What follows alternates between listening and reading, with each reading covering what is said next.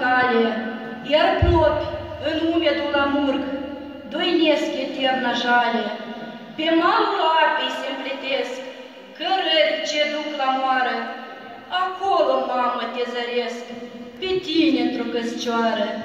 Tu taci, pe vatră veche ard, ocnind din vreme în vreme, 3 breascuri rupte dintr-un gard, iar flacăra lor geme clipește abia din când în când, cu stingerea în bătaie, lumini cu umbre amestecând prin colțuri de odaie.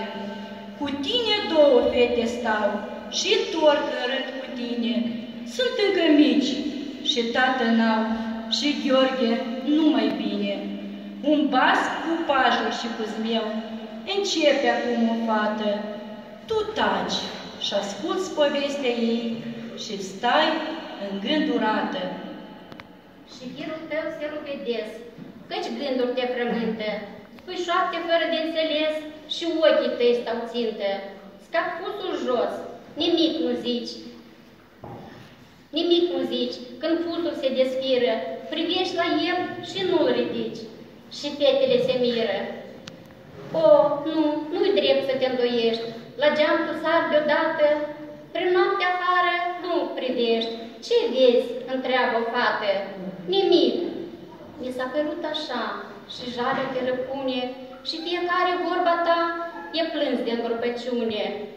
Într-un târziu, ne ridicând de jos a ta privire, eu simt că voi muri în curând, că nu mai sunt în fire. Mai știu și eu la ce gândeam. Aveți și voi un frate. Mi s-a părut că aud la geam cu degetul cum bate, dar n-a fost el să-l văd venind. Aș mai trăi o viață, așa vrea poate Dumnezeu.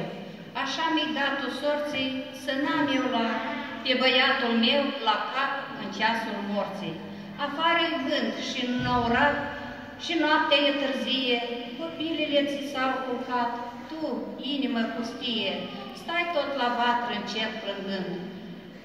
E dus și nu mai vine și adorm târziu cu mine în gând ca să visezi de mine.